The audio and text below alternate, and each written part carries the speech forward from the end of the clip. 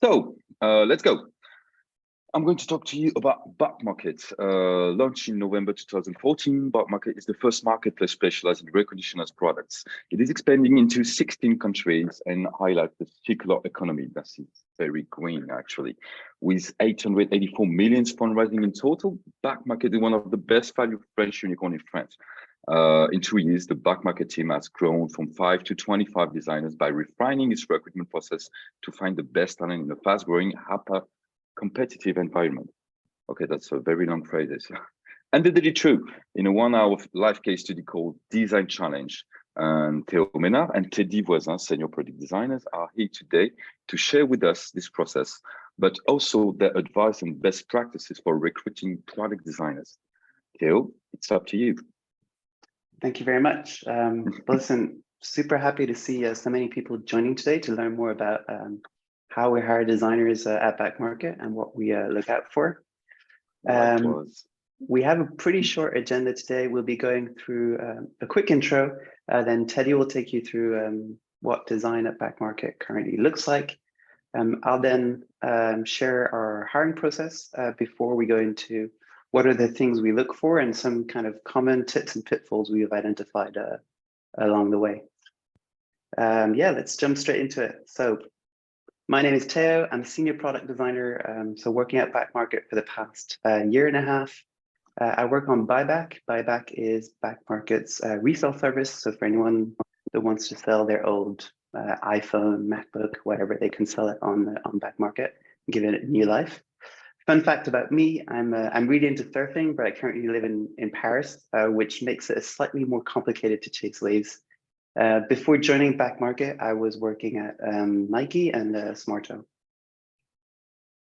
Hello, everyone. I'm Teddy. I'm a senior product designer at Back Market for the last 2.5 years. I'm working on Back Market design system Revolve. A fun fact, I think I'm one of the few designers on Earth who like working in Jira and Confluence.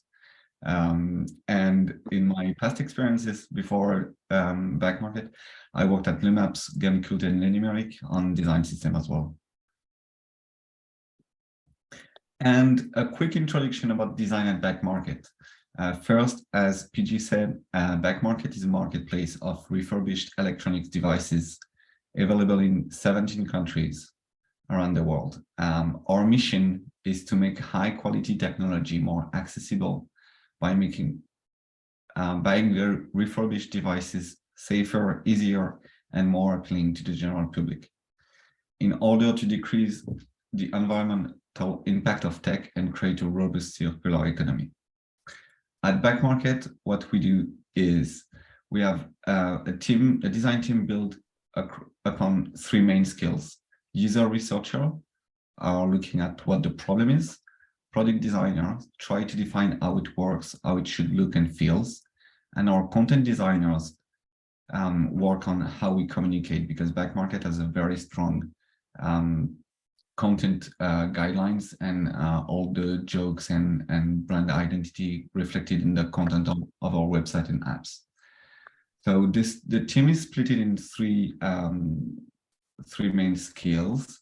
During the last 3 years, the team went from 5 to 25 designers, including researchers and content designers as well. So we had to build a strong hiring process to go through hundreds of candidates. The team is divided in 2 squads. The first one is the embedded squads, working closely with all Back Market's product teams, customers, sellers, care, services, and a second squad, which is the centralized designers that are working on more transversal projects, produce guidelines, tools, and assets to ease the daily work of all designers, engineers, and product managers, such as design system, research guidelines, content guidelines. Okay, now I'm going to take you through what our hiring process looks like for designers. So our hiring process actually follows kind of the general hiring process for anyone that's going to join Back Market, with a few kind of tweaks. So the first step is a screening step. This really helps us identify and find like the relevant candidates from the hundreds of applications we receive for each position. We'll then go into a portfolio review, which tends to be led by the hiring manager. This really helps us, gives us more context on previous experiences from a candidate and helps us understand and learn what they're looking for at back market. The next step in the process is a design challenge. We'll speak much more about it in a few minutes, so I'll skip that for now. What happens next is we move on to a stakeholder interview. This really helps us learn more about how a candidate would fit within a team and adapt to back market's ways of working and processes. Last but not least, we have a values interview. This tends to be led by our Chief Product Officer. This final step of the process really helps validate whether a candidate would fit with back market's global values. If everything goes well, we get to the last step, which is an offer. In total, all throughout the process, a candidate gets roughly 4 hours of face-to-face time to meet many different stakeholders with whom they'll be working closely if they join our design team. Today, we really want to focus on one part of our design hiring process, which is the design challenge. If we take a step back, we used to have a take-home exercise as part of our design challenge. So take-home exercise is quite, I'm pretty sure a lot of you know what it looks like. Giving a brief to a candidate, giving a set amount of time, a week, for instance, to come back with a response. We've moved away from that and now moved to a live design challenge because we feel like a live design challenge really helps us give the same level of attention and time to each candidate, and therefore also the same amount of chances. We know that if it's going to be live and in real time, everyone will have the same time to complete it versus a take-home exercise where some candidates might have more time to dedicate to it or not. One thing to note also about a live design challenge is that we don't record anything. We don't ask to send us any files over. We really want to avoid kind of that feeling of doing free work. And that's also why our design challenge, we don't have any kind of set output. So a bit more concretely, what a design challenge looks like, it's 1 hour and a half, so pretty much the length of a football match. It's really open-ended. We'll share some examples right after so that you can see what it tends to look like. And what we really try to look at and to showcase is what are the candidates' design skills and their product thinking in real time. We'll tend to do it remotely via Zoom because our team is pretty widespread across the globe, and we also have a lot of designers that are working full remote. And as I said earlier, we don't have kind of any set artifact or output. It's up to the candidate to choose the way they want to present back to us the solutions they've come up with to answer the given problem. We have a whole set of, a whole library of challenges, which we pick from based on the role we're hiring for, the level of seniority, the team the person is going to join. Here we wanted to share with you 2 examples. Those aren't examples of challenges we currently give today. We prefer to keep those kind of secret to keep the element of surprise. But on the left-hand side, you can see an example of a challenge we'd be given to a designer working in an embedded team, just like, for instance, me working on buyback. So here, as you can see, the challenge is quite open. It's around designing a self-service experience for shipping. And to the right-hand side is another example, which would be more for a designer that would be joining the team working with Théau on design system around creating a component that showcases kind of the e-waste saved. They're two very different challenges. What we won't do today is we won't go into detail as to how to answer to these challenges precisely because we don't think there is one specific way of doing that. What we will do though is we want to share with you any design challenge always starts with a brief, and we share this document with candidates that are doing the design challenge. This document outlines kind of the whole agenda for the full hour and a half. And it also tries to outline and give a bit more context as to the challenge that's being given, the questions we might be asking, and also we make sure to share our contact details, just so that if a candidate has any questions where they're designing, they can reach out to us at any time. As you can see, the design challenge is split into kind of 2-3 key different blocks. The last part of the challenge is really focused on the candidate presenting back to us on the Q&A, versus the first part is more them designing on their side. I'll hand it back now to Teddy to walk you through what are the things we look for throughout this design challenge. And to answer Yannick in the chat, this is what we are looking for during interviews and during the design challenge. As Théau said, we are way more interested in describing how candidates will tackle the brief, what would their process be, their train of thoughts, than the actual results, the solutions they could have found. Our focus is on those various skills, and so we try to make a selections here, like problem solving, analytical mindset, pragmatism, but we will talk a little bit more in the next section about this.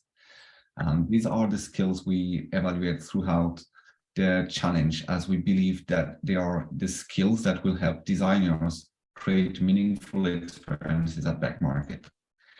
For example, values fit. We had in past interviews candidates that had very strong design skills, but we felt that they couldn't be successful designers at back market because they were lacking the fit with our values, the tone of voice, the branding, the way we work at back market. So we stopped some in hiring process just because we felt that value fit was not good enough for us. In this next section, we will speak about tips and pitfalls for design interviews and design interviewers. Thanks, Teddy. So I'm going to take you through 6 different tips we've taken from our experience, both going through the hiring process, but also hiring designers. The first tip is really around coming prepared. This is something that's really important. As you've seen before, a design challenge is quite short and intense.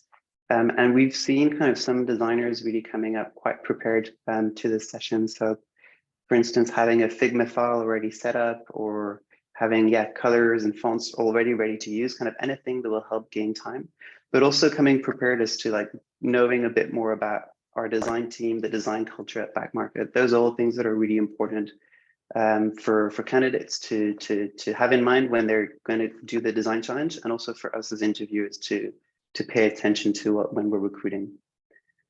The second tip is around reframing the problem before going into solution mode. As designers, it can be really tempting to go straight into the solution, especially with such a short amount of time given. We really recommend not doing that. We think it's really important to ask questions to make sure that you've understood kind of the problem really before putting kind of a pencil down to paper.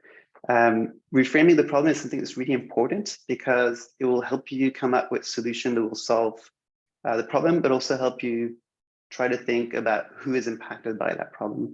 So a way of doing that, way of reframing the problem we like to do at back market is using the following method. So reframing, how might we, what's the problem we're trying to solve, in order to, what's the goal we're trying to achieve. That will help you really get a better understanding.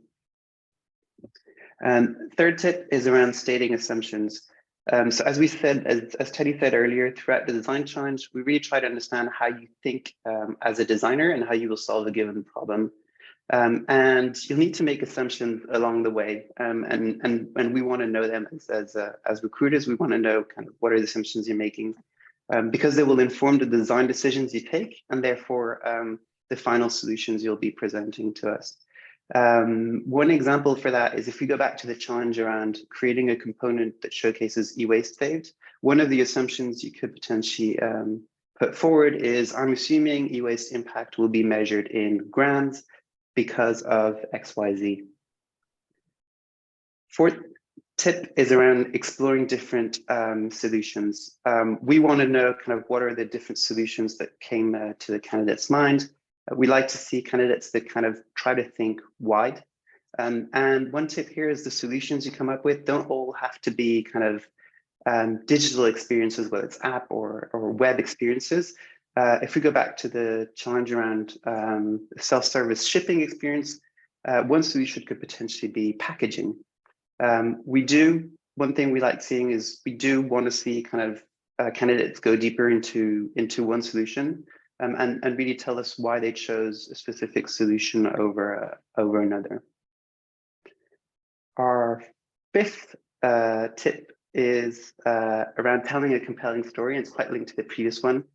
Throughout the design challenge, the candidate will have 10 to 15 minutes to present.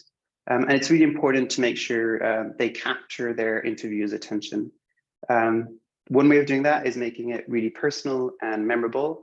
One thing, I'm a big fan of animated movies, Disney's and Pixar's, and all these movies start by a storyboard. So here in the slide, you can see a terrible storyboard I drew. But what's great about a storyboard is it helps kind of set the scene, the characters, the problem that has arisen, and the solution to overcome. And it can be a great way to capture the attention. Last tip we wanted to share is around asking questions along the way. So interviews are a two-way street. And if you're not sure about something, whether you're hiring or whether you're looking to be hired, we think it's really important to ask questions during the interview. It's also a great opportunity for candidates that are applying to gather feedback, as this will help them know what are the skills they need to hone or things they might want to focus on in further interviews. I'll hand it back to Teddy now, who will take you through some of the common pitfalls to avoid. And pitfall number one is running out of time. As we said, 1 hour is a short amount of time.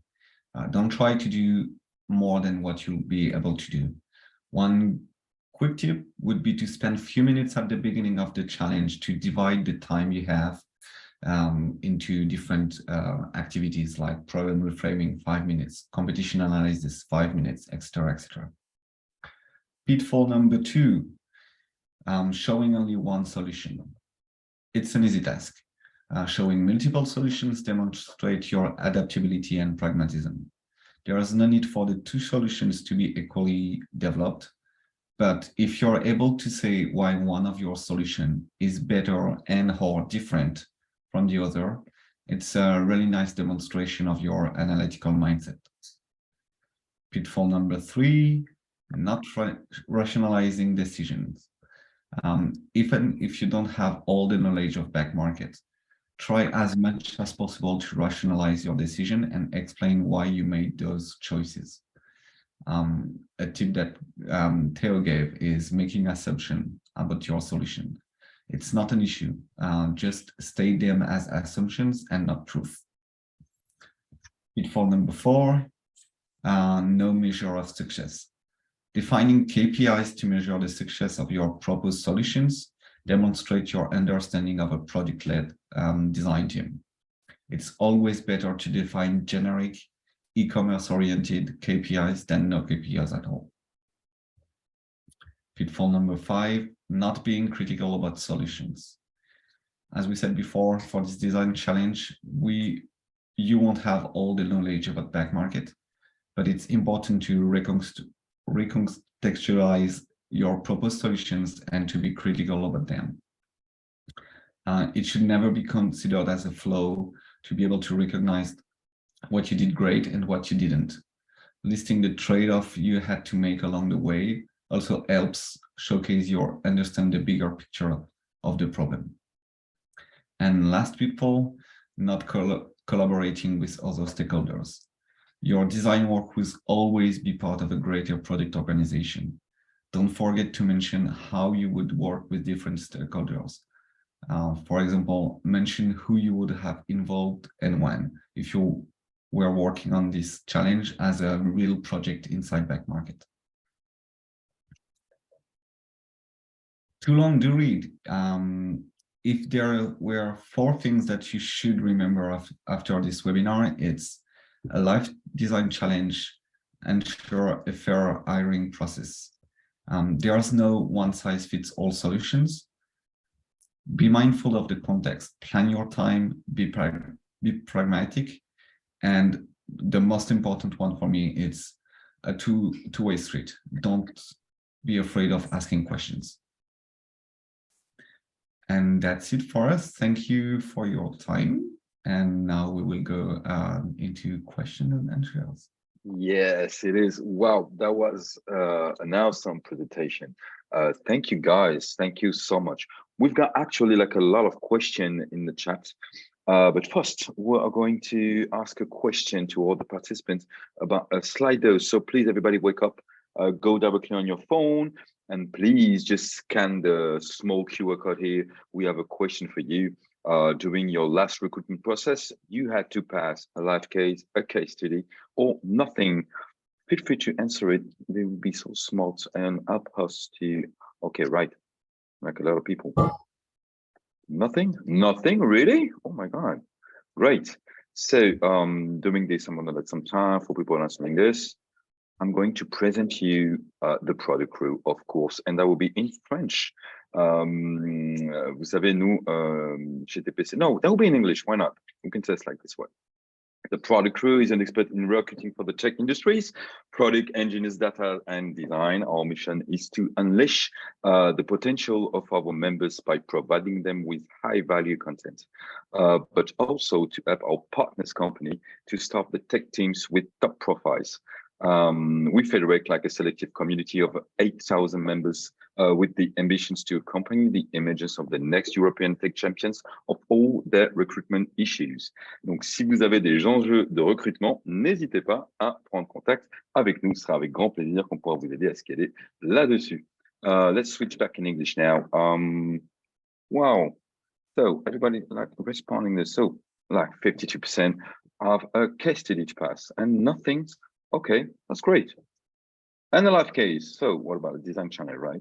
So we actually have like a lot of questions. No worry, we are actually taking it all. Rémi Gourmel asked us for the beginning, what time frame do you aim for from application to offer? It's very different. It really depends on the time of the year, candidates. It can go very quickly, and Théau hiring process was a very good example of that. And it can be a few days or a few weeks. It really depends on how the candidate is available to participate to the different meetings. So yeah, there is no dedicated timeline. The faster is always the better, but we have to deal with a lot of different things to be able to go through this hiring process. As you saw, so in the hiring process, you get to meet quite a few different stakeholders you get to meet and work with later on if you join Back Market. So it also depends on their schedule.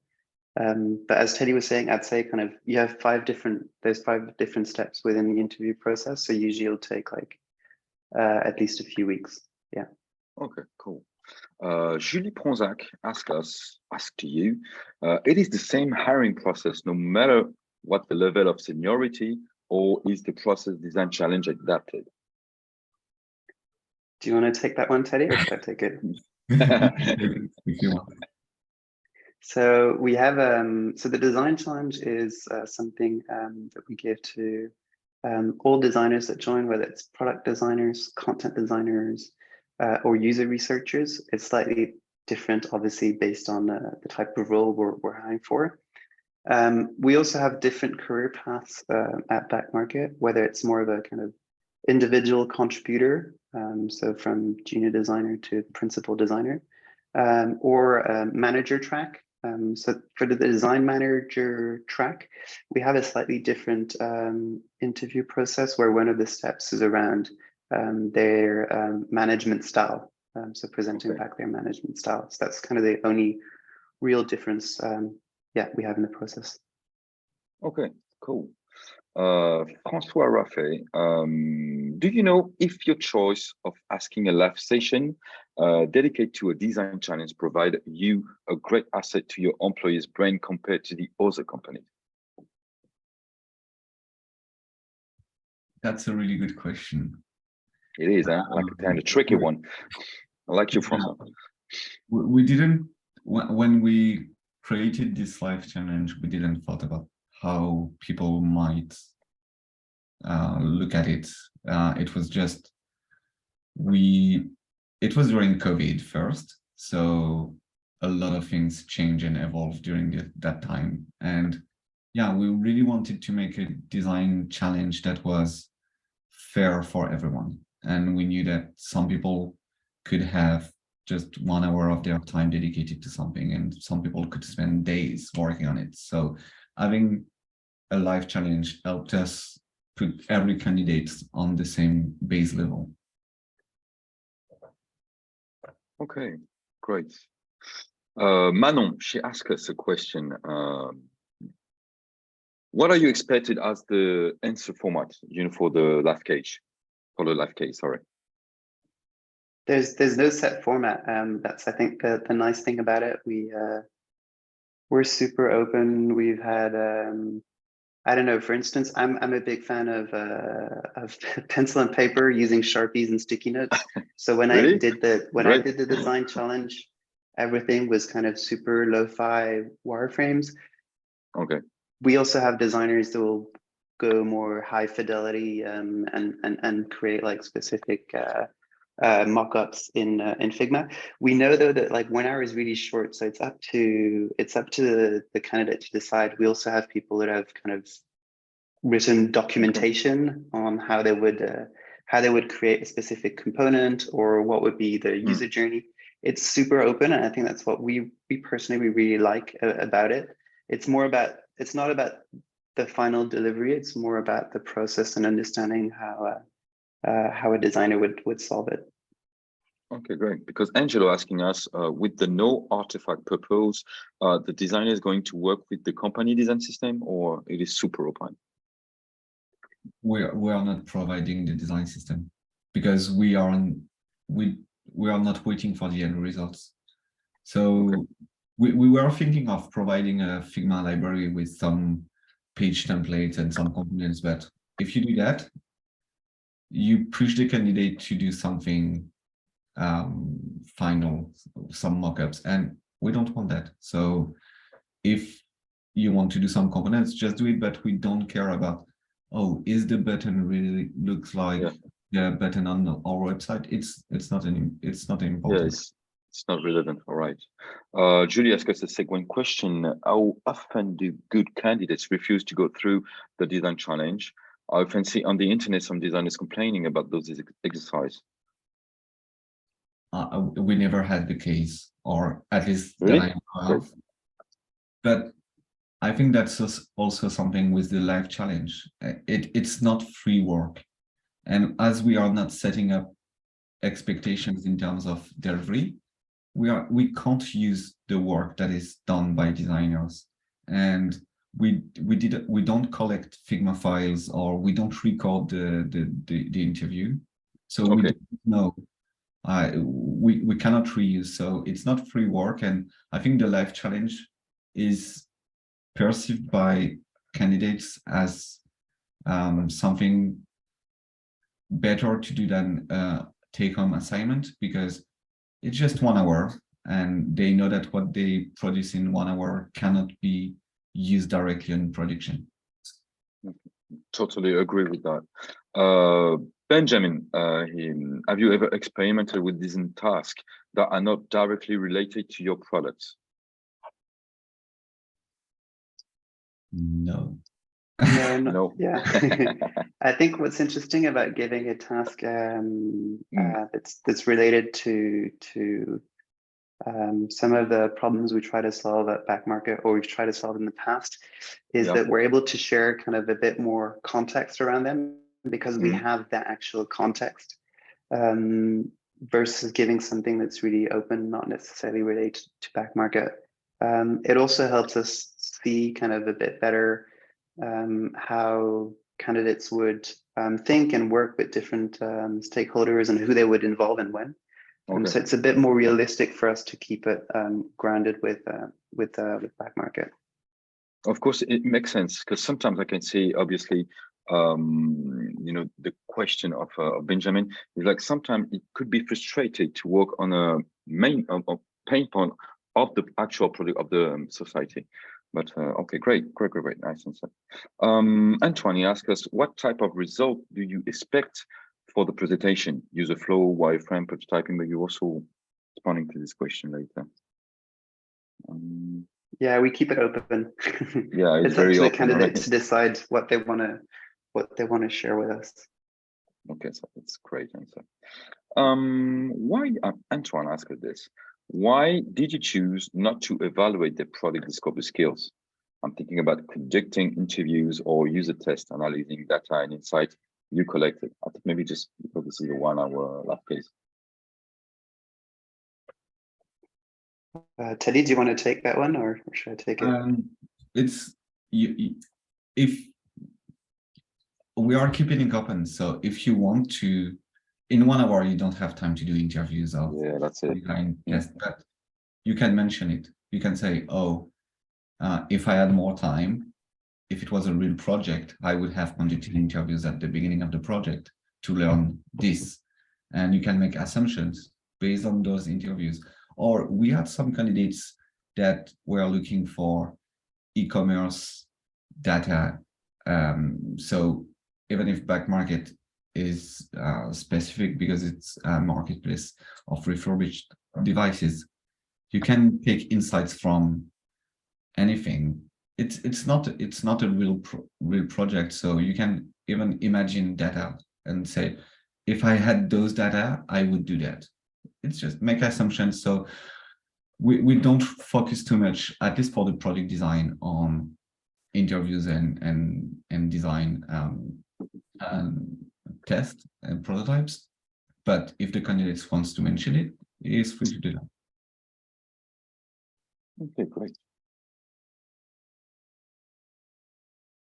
Okay, we're gonna have more questions. Feel free to ask questions in the chat, please. Francois, again, how do you handle candidates who appreciate the solution they display at the end of the design challenge session? Please. Sorry. Théau?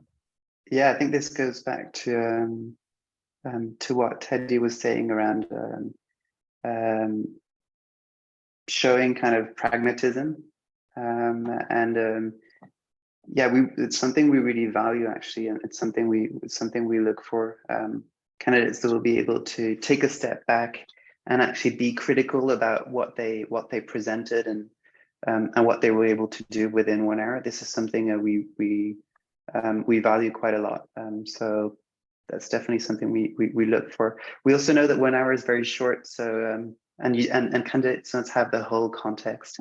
So we definitely we're definitely really open to that. Yeah. Great. And it's also answering the question of Angelo, what's the number one skill you examine during a live case study? It will be pragmatism, I think. Okay.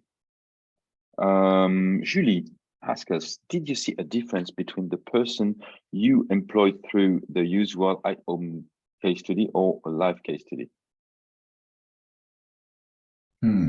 It has been a long time since we are doing live challenges. So I don't know. Yeah, I'm actually one of the last designers who went through a take-home assignment. So I don't know, maybe but yeah, the impact is hard to track because we are doing it for a long time. But I would say that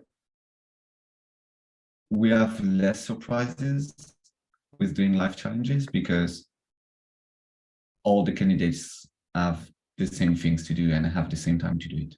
So there's less this element of surprise of, oh, he did that in a week or he did that in 2 days. So having a set amount of time for every candidate is fair, I think.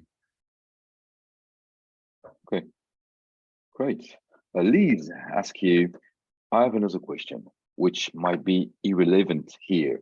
Do you only work with designers internally, or do you also work with freelancers? Théau? So most of our design team is internalized. As you saw, we have kind of a mix between designers that are embedded within feature teams and designers that are more centralized. It does happen that we work with designers externally, freelancers on given topics. But I'd say, yeah, most of our team is really internalized. I think really helps us also be closer to all the different stakeholders we get to work with, whether it's other design stakeholders, content designers, user researchers, but also other teams we work with on a daily basis, product and tech teams, but also business stakeholders. So yeah. Okay, great. Oh, I've got a good one. Antoine, he asked you something very personal, I think. Do you think there is a limit to a live design challenge? How would you keep improving it? We are always adding new briefs to our challenge library, and we are checking which challenge works best. And we have different types of designers at Back Market. Some of our designers are working on customer-facing features or e-commerce website of our apps, and some of them are working more on back office features or after-sale services and stuff. So depending on the profile of the candidate or his skills, is he more a UX or UI type of designer?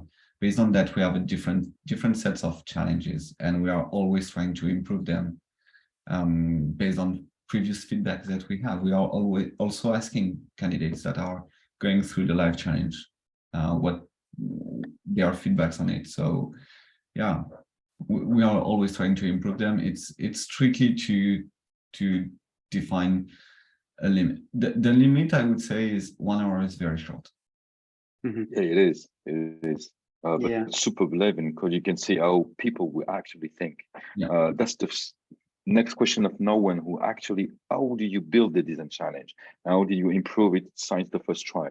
I think you already answered it, but that would be nice to maybe go further on it, right? Yeah, I think so. Well, We've looked at really trying to expand the library of the challenges we give based on the different teams designers will be joining, whether even like within our embedded teams, we have different challenges based on if a designer is going to be joining more of the customer side, so B2C, more the seller side, B2B. And so we've been trying to refine those, and it's also kind of a learning process for us.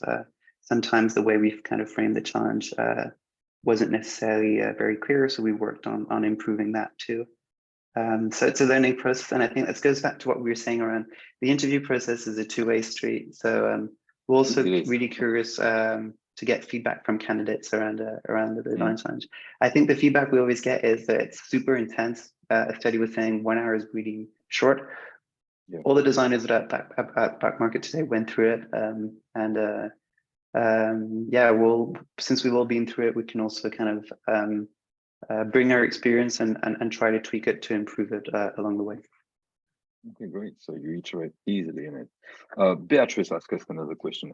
Have you ever made the case where all the hiring process went well with the candidate, but it's relieved to be a bad match when hired? No. No, never? In the last 2.5 years, I won't say before because I wasn't here, but in the last 2.5 years, when we hired someone, we were convinced that it was the good fit for us. And that's cool. When we have a very dense hiring process with 5 meetings with a live design challenge, because we want to make sure at the end, when we put the offer on the table, that the candidate would be the perfect fit for Back Market. Okay, so that's why we don't just rely also on the design challenge, but there's also like other different steps where there'll be other stakeholders that will get to meet the candidate. So that's not all based on that specific moment. It is an important part of the hiring process, but there are also different kind of gateways that will help, I think, both Back Market decide whether or not the candidate is the right fit, but also the candidate decide whether or not Back Market is the right fit for them. Okay. Antoine asks us, he's very curious, as he said, as using Figma, XD, Sketch is a big part of your job. How do you evaluate that skills? It is only from the portfolio review? We don't, because it's just a tool, and we are more interested in the results than the tools that you are using. Right now we are on Figma, but maybe in 5 years we will be on another tool. So if we evaluate candidates based on the tool we are using today, it will not be relevant for the future. So we don't really evaluate how designers are using the tools. If you are more referring to UI skills, for example, yeah, it's mainly based on portfolio review, but with some experience, that's something that you can see through the design challenge or the portfolio review or case study, or just speaking with someone. You can feel if is more or less comfortable with something. Okay, great. Juna asked a very interesting question. You grew from 5 to 25 designers, people on the team. What were biggest challenge around that? Do you want to take it then? I think there's a lot of challenges around that. If we focus really on hiring and the hiring process, obviously we had a lot of positions open at the same time, and we needed to have a lot of designers taking part in the hiring process. Just for the design challenge, for instance, we always have 2 designers that are part of it, just so we get kind of a different feel, different point of view, different questions that are coming in. So I think, especially last year where we recruited a lot, it was quite intense. And we were going through and meeting a lot of different candidates. So that was also quite a bit of a challenge, making sure we were, we were hiring the right designers and making sure that we had them onboarded also in the right way, so that they can be up to speed and happy and working, being efficient as fast as possible. So I think that whole kind of hiring so many people and then onboarding so many people at the same time was quite a bit of a challenge. What's interesting though is that with so many people joining, we also managed to get feedback on our hiring process and how we can tweak it along the way. And same thing for onboarding. How do we make sure we better onboard new designers that are joining the team so that they can join and go in like full speed and start having a real impact with the work they do. Okay. Okay, great. We've got another question from Jocelyn. When 2 candidates arrive with the same design methodology, exam design thinking process, and the proposed solution are similar, how do you concretely choose one candidate over the other? What makes the difference? The difference, if we have 2 really good design candidates with very strong design skills, the difference would be which one of those candidates would be the best back market designer, aligned with our value, aligned with our tone of voice. Yeah, the culture fit is important. Yeah, so the culture fit is very important for us. Okay, great. And do you make, actually, this is my question, like the last process, like a culture fit, with the team, do you have to meet the team at the end, like around a beer or in a bar, or just for talking into the office? No, we don't. We don't really tend to do that. The reason is our team is so spread out across the globe. We have designers in the US, in Japan, in Spain, in Germany, in France, in the UK, pretty much everywhere. We also, even in France, I'm in the office in Paris, but quite a few of the designers that are based in France are working remotely. That being said, when a designer joins the team, we make sure that they get to meet on their first week and the first days as many of the designers that are there as possible. Yeah. Okay, so you play maybe like an Among Us party or stuff like that? That's nice too.